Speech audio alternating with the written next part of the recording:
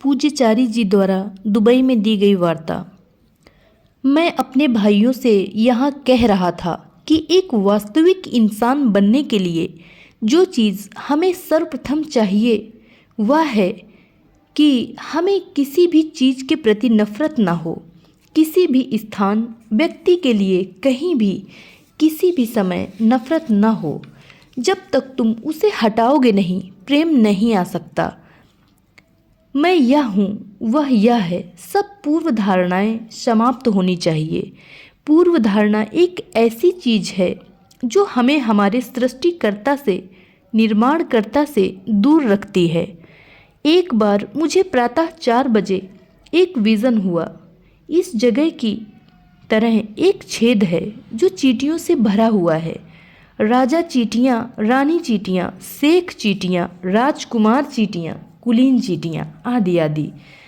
परंतु जब ईश्वर देखता है तो यह केवल चींटियाँ देखता है। वह कहता है, मैं शेख चींटी हूँ, ईश्वर चींटी हूँ। ईश्वर कहता है, शेख चींटी क्या है? मैंने तो केवल चींटियों का निर्माण किया है। तुमने अपने बीच में विभाजन करके भेदभाव करा कि मैं हिंदू हूँ, तुम ईसाई हो, तुम बुद्ध हो। विभाजन तुमने किया है, मैंने नहीं।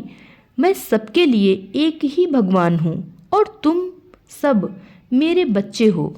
हम यहाँ पर लड़ाई करते हैं क्योंकि हमने अपना विभाजन जाति, धर्म व देश में किया है। हम राजनैतिक रूप में, आर्थिक रूप में लड़ते हैं, पुरुष स्त्री के बीच में लड़ते हैं, केवल पूर्व धारणा के कारण। जब तक हम पूर्व धारणा को एक झटके में समाप्त नहीं करते, हम उसे धीरे धीरे करके समाप्त नहीं कर सकते।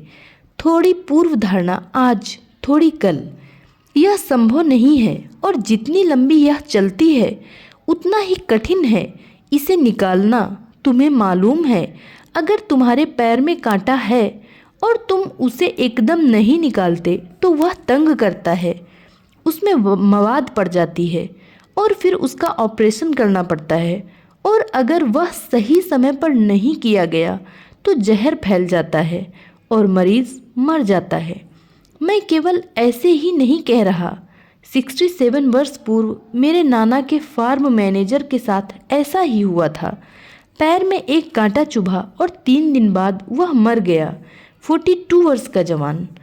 तो कोई भी चीज़ जब सही समय पर नहीं की जाती तो शायद कभी नहीं करी जाए, क्योंकि तुम जितना लंबा छोड़ते हो उतना कठिन हो जाता है।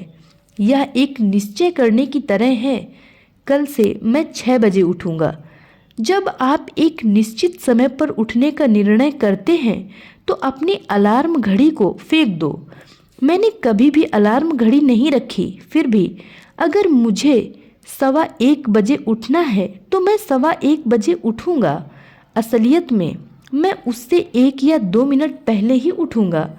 मेरे में कुछ ऐसा है जो मुझे उठा देता है। हमें यह सब क्षमताएं प्रकृति ने दी हैं, परंतु हम उन पर भरोसा नहीं करते। हम अलार्म पर निर्भर हैं, रेडियो पर निर्भर हैं, मुल्ला जब आगाज देता है उस पर निर्भर हैं। हमारे अंदर जो असली दिव्य शक्तियां हैं, हम उनका प्रयोग कब करेंगे? हमें अपने ऊपर विश्वास नहीं है, इसलिए किसी पर विश्वास नहीं है। हम जिस धर्म का दम भरते हैं, हमें उस पर विश्वास नहीं है। जब तक वह तुम्हारे अंदर नहीं है, वह तुम्हें किसी में दिखाई नहीं देगा। तुम्हें अविश्वास है, इसलिए सबको अविश्वास से देखते हो, क्योंकि जो हमारे अंदर है उसे ही दूसरों पर थोपते हैं, दोष देते हैं, लड़ाई करते हैं, उन्हें मारते हैं। तो आप देखते हैं नफरत कैसे पैदा होती है, चाहे वह राजनीतिक हो, आर्थिक हो, धार्मिक हो, जातीय हो या रंग की। तो मेरे प्यारे भाइयों व बहनों, आप अगर सचमुच आध्यात्मिक बनना चाहते हो तो यह सब जानना होगा। यह भी जानना होगा कि वह स्त्री है और मैं पुरुष हूँ। यह भिन्नता ईश्वर ने अपने उद्देश्य के लिए की है, हमारे लिए नहीं। हमारा उद्देश्य है कि बिना भेदभाव के प्रेम करें। और अगर कोई कहता है कि मैं उससे प्रेम करता हूँ क्योंकि वह इतनी अच्छी है तो आप उससे प्रेम नहीं करते, उसकी अच्छाई से प्रेम करते हैं। मैं उससे प्रेम करता हूँ क्योंकि वह सुंदर है, तो आप उससे नहीं बल्कि उसकी सुंदरता से प्रेम करते हैं, और एक दिन वह सुंदरता फीकी पड़ जाएगी। मैं प्यार करता हूँ क्योंकि वह ऐश्वर्या राय की तरह लंबी है। सब समाप्त। यह कोई प्रेम नहीं है, आप यह नहीं कह सकते। इसलिए प्रेम करता हूँ, जहाँ इसलिए आया वहाँ गए ले, जैसे कि बम्बईया भाषा में कहते हैं, हवा के साथ उड़ गया। केवल मैं प्रेम करता हूँ और कुछ भी नहीं, इससे या उससे, यह या वह नहीं, केवल मैं प्रेम करता हूँ। तुम ऐसे में प्रत्येक चीज़ से, सब जगह, सब समय प्यार करते हो। मैं सुझाव दूंगा कि तुम इस सब पर बड़ी गहराई से विचार करो। चाहे तुम शिया हो या सुन्नी, हिंदू या मुसलमान या ईसाई या यहूदी, इससे कोई फर्क नहीं पड़ता। ईश्वर का कोई प्रिय धर्म नहीं है, कोई प्रिय लोग, कोई प्रिय देश नहीं है। हमारे हैं, इसलिए हमें यह सब छोड़ना है। अगर मुझे अपने पिता से एक होना है तो पहले मुझे उसके जैसा होना होगा। पानी पानी से ही मिल सकता है, तेल से नहीं। इसी प्रकार मनुष्य दिव्य से नहीं मिल सकता जब तक वह दिव्य की भांति न बन जाए। ईश्वर हमें यह बार बार दिखाता है। वह अवतार या पैगंबर के रूप में आता है, भारत में भी और इस्लाम या ईसाइयों में भी।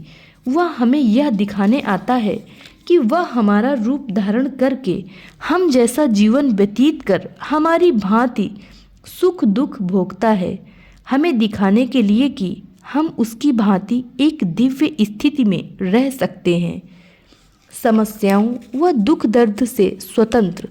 परंतु हम शिक्षा नहीं सीखते और कहते हैं, मेरा पैगंबर, मेरा धर्म, मेरा देश, मेरी जाति, और ईश्वर कहता है संभाले रहो।